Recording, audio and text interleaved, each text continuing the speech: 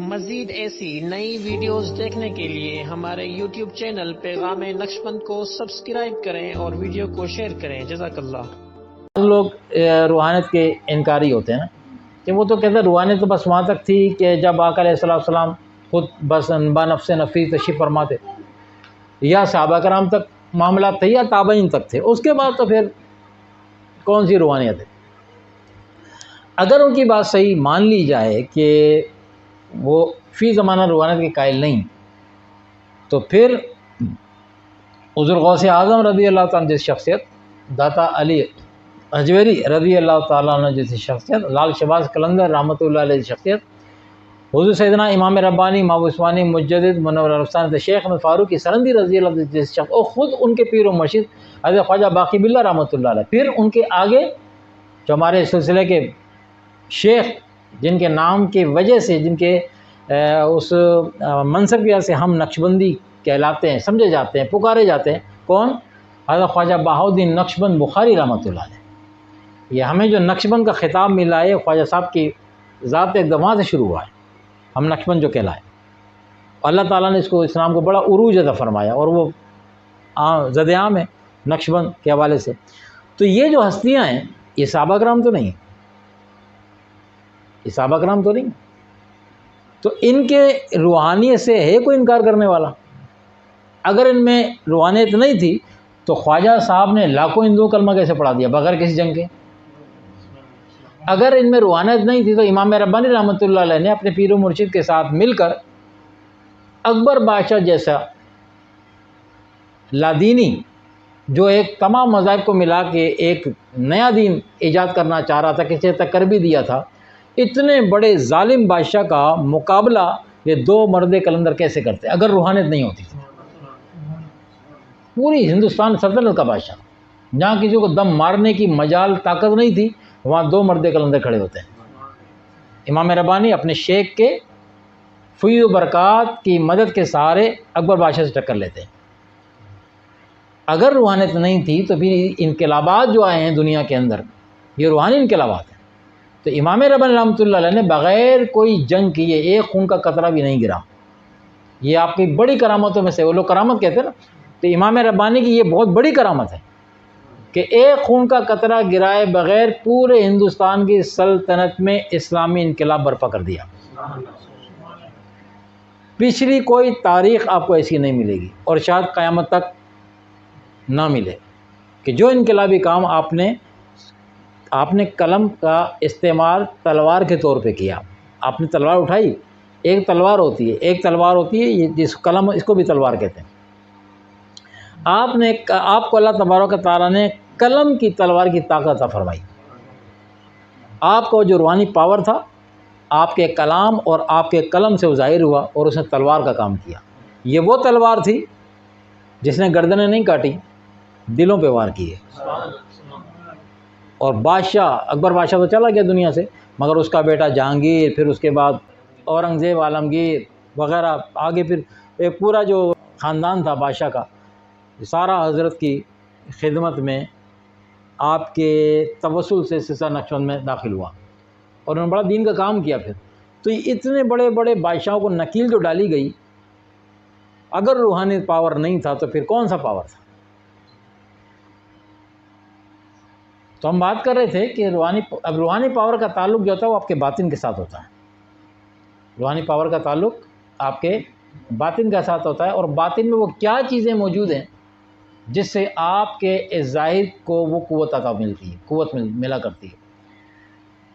آپ نے سنا ہوگا کہ حضرت مولا علی شیر خدا رضی اللہ تعالیٰ عنہ جب بت توڑے تھے کعبے میں، تو آقا علیہ السلام فرمایا کہ علی میں ایک بت بڑا اوپر تھا، تو حضور نے فرمایا کہ علی تم میرے کندھے پہ سوار ہو جاؤ اور اس بت کو گرا دو۔ حضرت علی کرم اللہ وجہ الکریم نے حضور علیہ السلام کے حکم کی تعمیل میں، کیونکہ الامر فوق الادب، یہ بات ادب کے تو خلاف ہے، لیکن جب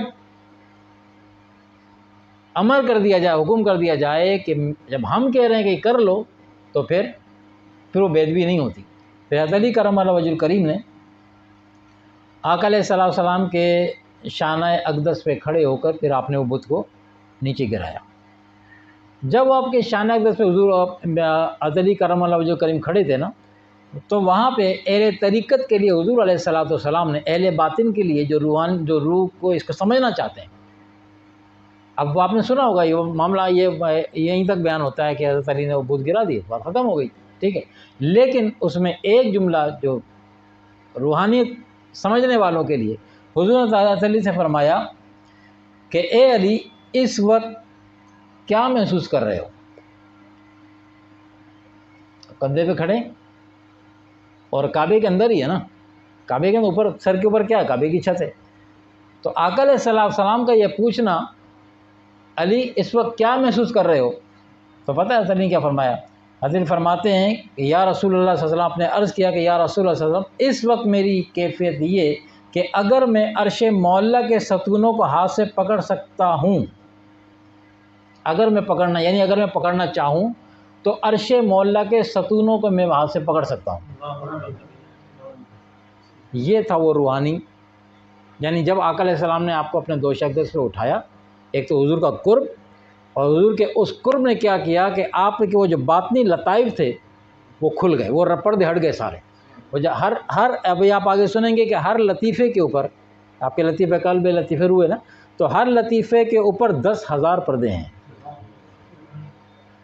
جیسے جیسے پردے کھلتے جاتے ہیں ویسے ویسے باطن کی آنکھ روشن ہوتے جاتے ہیں، لیکن وہ کیسے ہوتی ہے؟ جب ہم اس ذکر کی کثرت کرتے ہیں جو ہمارے مشائخ نے ہمیں دیا ہے۔ اس کے علاوہ یہ کوئی ایسے رگڑنے سے نہیں کھلنے والا کہ آپ بوٹ پالش جیسا کرتے ہیں تو برش مارے جائیں۔ اس کی پالش کیا ہے؟ وہ پروردگار عالم کا ذکر ہے، ہر لطیفے کا، لطیفہ قلب کا، لطیفہ روح کا، اس کی جو پالش ہے، اگر آپ چاہتے ہیں اس میں چمک آئے، چمک سے مراد وہ غفلت کے پردے اترنا شروع ہو جائیں۔ کتنے پردے ہیں ایک پہ؟ 10,000 پردے، 10,000 پردے ایک ایک لطیفے کے اوپر۔ تو وہ حضرت علی نے جو فرمایا کہ میں دیکھ رہا ہوں، تو یہ دیکھنا اس آنکھ سے نہیں تھا، یہ دیکھنا اس آنکھ سے نہیں تھا، وہ جو آپ نے برملا اعلیٰ فرمایا، عرض کیا کہ یا رسول اللہ میں دیکھ رہا ہوں، میں چاہوں تو عرش معلیٰ کے ستونوں کو میں پکڑ سکتا ہوں۔ اس کی وجہ یہ تھی کہ آپ کے وہ حجابات اٹھ چکے تھے۔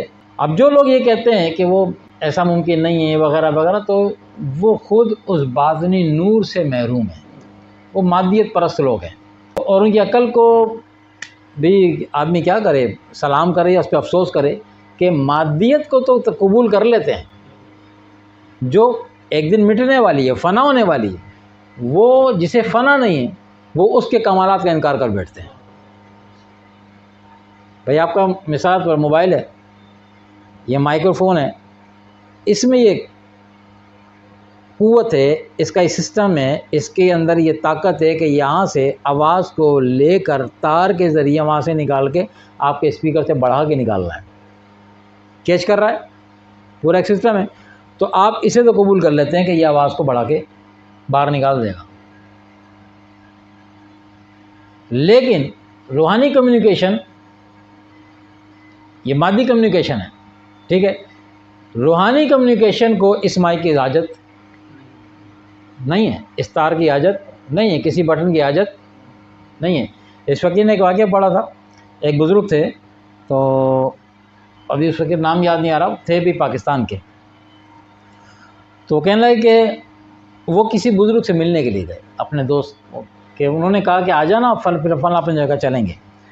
اچھا وہ تھے جسے کہتے ہیں چھپا رستم، وہ تھے پروفیسر، یونیورسٹی میں پڑھاتے تھے، لیکن علم روحانیت پہ ان کا بڑا عبور تھا، وہ خود ظاہر نہیں فرماتے لیکن علم روحانیت پہ ان کا عبور تھا، وہ اس کو تسلیم کرتے تھے۔ تو انہوں نے اپنے دوست سے کہا کہ آپ آنا، تو ایک فلاں بزرگ ہیں ان کے پاس اپن ملنے کے لیے چلیں گے۔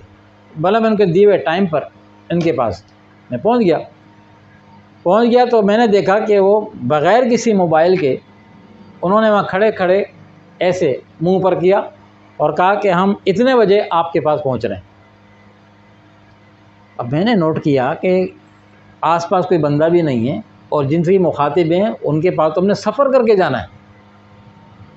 تو یہ بہرحال میں چپ رہا، میں نے کچھ نہیں بولا، گاڑی میں بیٹھ کے وہاں پہنچے، جس مقام پہ اس بزرگ سے ملاقات کرنی تھی وہاں پہنچے، تو بس جا کے ہم پہنچے ہیں تو کچھ 5-10 سیکنڈ کے اندر یا منٹوں کے اندر وہ بزرگ وہاں تشریف لے آئے اور فرمایا کہ معذرت میں آپ کے ٹائم سے تھوڑا سا لیٹ ہو گیا، آپ نے جو مجھے ٹائم دیا تھا تھوڑی مصروفیت تھی تو میں آپ کے استقبال کے لیے پہنچ نہیں سکا اس ٹائم پہ۔ پھر ان کی آپس میں ملاقات ہوئی، جو باتیں کرنی تھی کری، تو بعد میں وہ کہتے ہیں کہ میں نے ان سے پوچھا کہ حضرت یہ کیا معاملہ ہے، آپ نے میرے سامنے کوئی موبائل یوز نہیں کیا، کوئی ایسا سسٹم کمیونیکیشن آپ نے یوز نہیں کیا، تو پھر یہ آپ نے اطلاع کس کو دی تھی؟ اور ان کی جواب سے، ان کی بات سے لگ رہا ہے کہ آپ نے اطلاع انہی کو دی تھی، یہ کیا سسٹم ہے؟